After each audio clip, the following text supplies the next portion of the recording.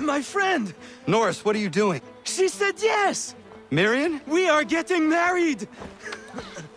I told you not to touch him, Norris. Is it true? Yes! So now that you've been told, might I have a word? We have much work to do. Of course, what would you have me do? Accompany me to the inn. I have business there. Norris is a stickler when it comes to tradition. Miriam knows not where her father is, and they were hopeful that you might act his part at the ceremony. I am not familiar with colonial wedding customs. It means you will walk with her during the ceremony, and give her to Norris, as her father would. I would be honored. Wonderful! On to other business. Our weddings are complex beasts, and require many hands working together to execute. We'll need Warren and Prudence to provide food, Ellen to make them appropriate clothes, Big Dave to smith wedding bands, me to conduct the service, and Oliver and Corinne to host a banquet. That is a lot. We'll start here.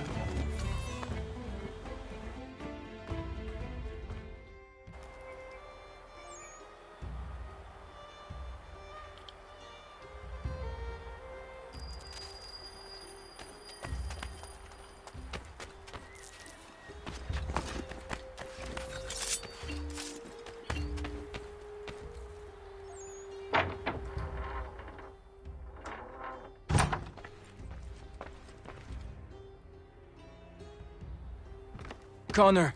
Everything seems to be in order for the big day. It is. Except, I can't find Miriam. I'm certain she's making sure all is perfect. I will find her, my friend.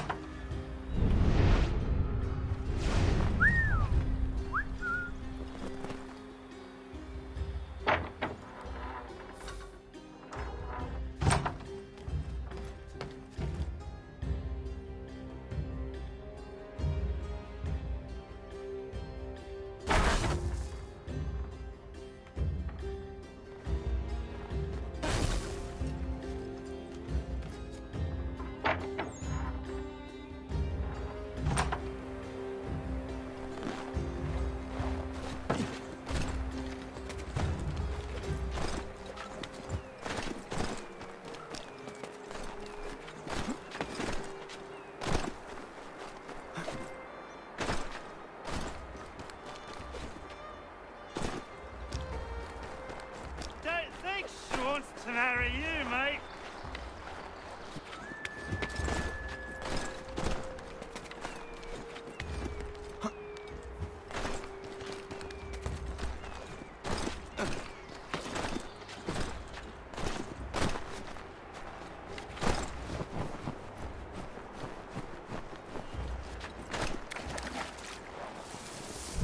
Leave me be.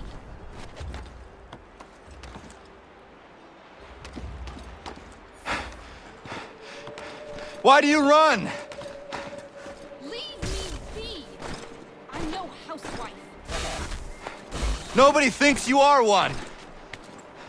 That's what all this means.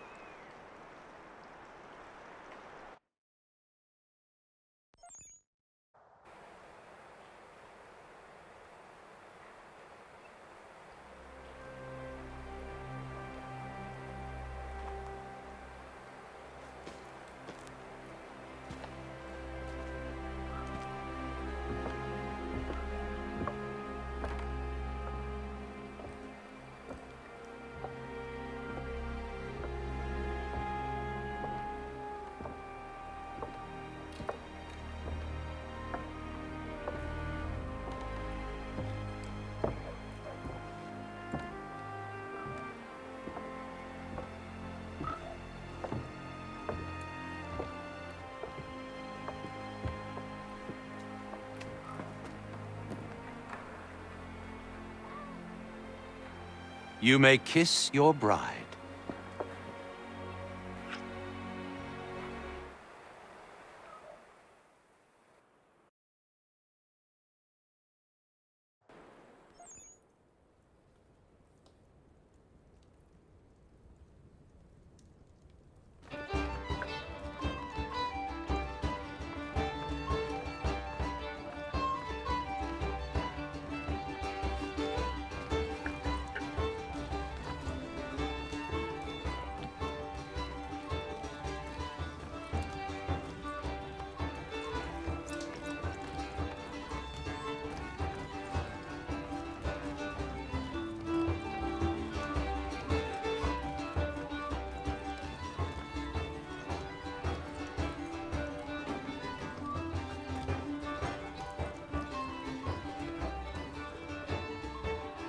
Hello, Connor.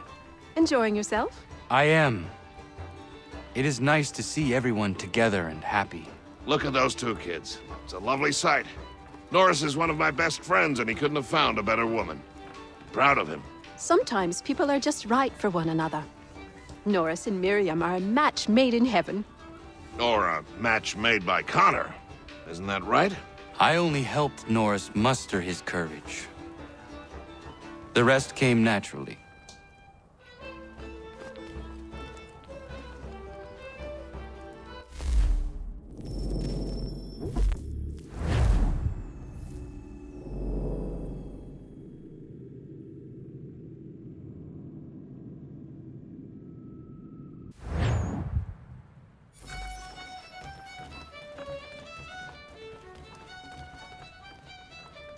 Hello, Connor.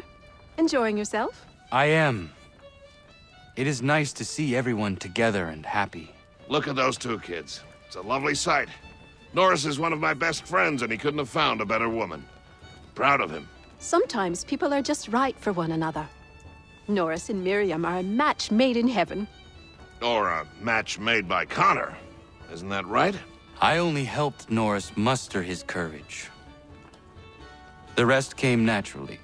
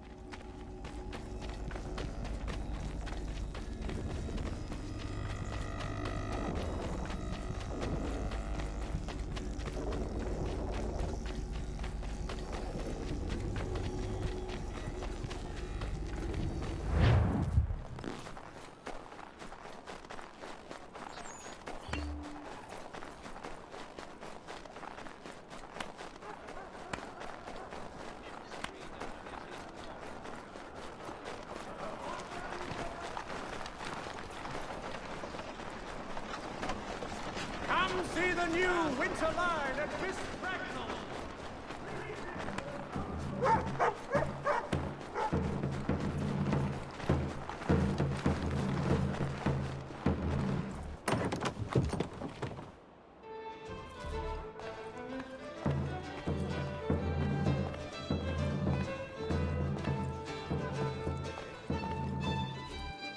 How'd you do, Connor? I am all right. And you? It's nice to be a part of something. Until now, I was sort of drifting about the neighborhood, getting irate when I saw things I thought unjust. Sometimes I'd intervene, other times I would come here. Now I feel like all my energy's pointed at something. I am grateful to have your help. How did you come to be... you? Funny question, but I get your meaning. I was an orphan. Pretty common around the ports with all the sailors and whores mucking about. I wanted to be out on my own, so I did what I had to do. That's when I decided to pretend to be a boy. That worked for a time, until nature decided otherwise and it just became a bad joke. Folks around the borough still called me Dobby, but the old codgers started leering and getting fresh. That's when I got tough. Took a good many shots to the face before I learned to defend myself properly. But now I dare any man to come at me. They learn their price quick.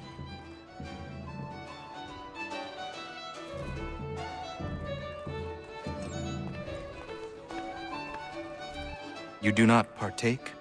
No, sir. I need to stay sharp in case you call upon my rifle. Spirits do me in right quick. Drank half a flask of rum out in the bush with my brothers a few years back. Went for a run in the buff before I found myself rolling around in deer scat being sick all over. I don't want to go there again. No, thank you. Smart choice, given the circumstances. I want to fight like you someday. You have everything it takes to be a great assassin. And that means something coming from you.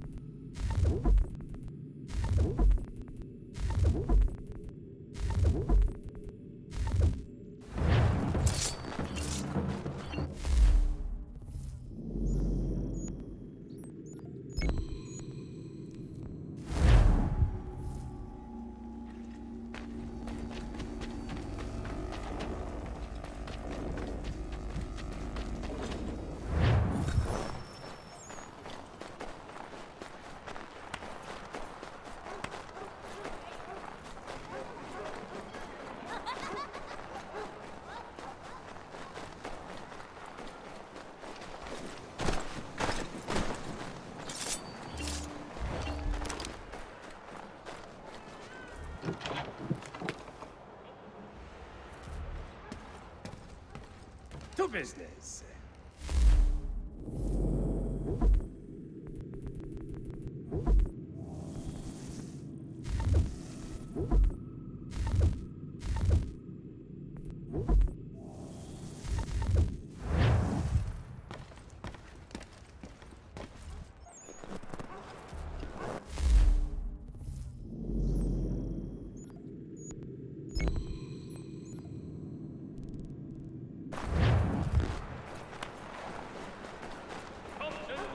Avenue maltings and hop distribution. A wider selection of...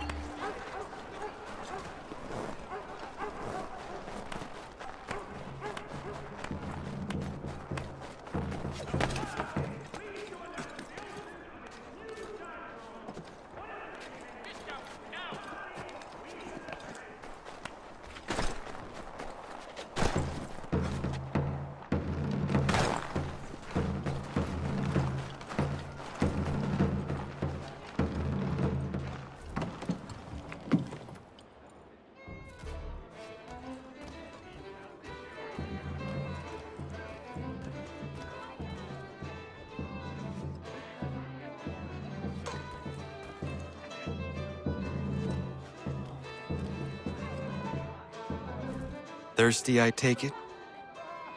What's wrong with taking a draught or two when the time's right? Nothing, Jamie. Nothing. Then why don't you join me then? Not right now. Maybe later. I suppose you got important business to attend to. I understand. Don't worry about me, though. I can handle my boost. If you need me, I'll be there, Connor.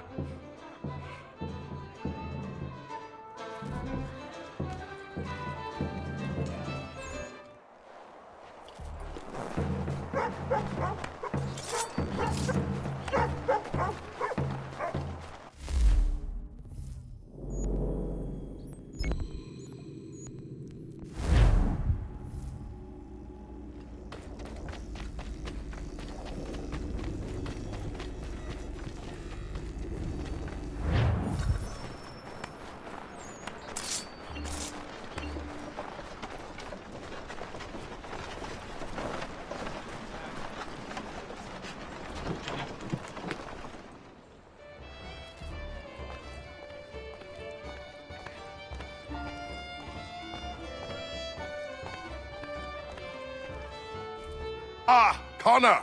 Sit, sit! How are you, Jacob? Missing the beer gardens back home, but I'm well. How did you arrive in the colonies? Like most other men like me, the army. I was a Hessian for a time. It was a good job while I had it. I only felt it was time for something different once I arrived. Not long after, I am meeting you, so it seems my feeling was useful, no? Certainly. I am hoping to send for my family when the time is right. But we are fighting a war of our own, and I will not put them at risk. Hopefully, things will die down soon. No rush, Connor. I am in their hearts, and they are in mine.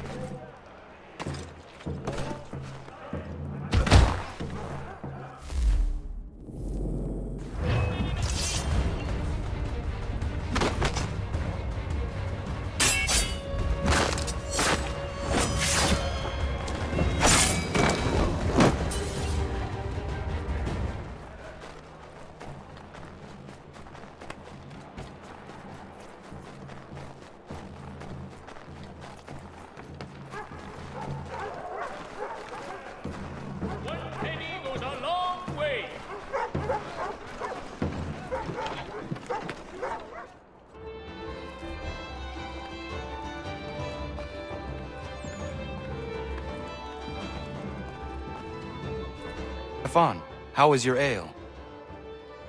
Peace, but it gets the job done. My father would be disgusted. but after a day's work with you, a man needs to unwind. I would prefer a nice bottle of wine, but these colonies lack refinement. Your father? Mon père. He was a great man. A cook in the French army during the 7 Years' War. He marched all across the White North, feeding Louis-Joseph de Montcalm and his officers, cooking them feasts from sticks and berries. When the commander-in-chief opted for open conflict over manning the battlements of Quebec, every man was called to arms, including my father. He died on the field. But I'm told he fought ferociously. It matters little. He's gone now. He would be proud of you. This is my one hope, that he smiles upon the choices I've made.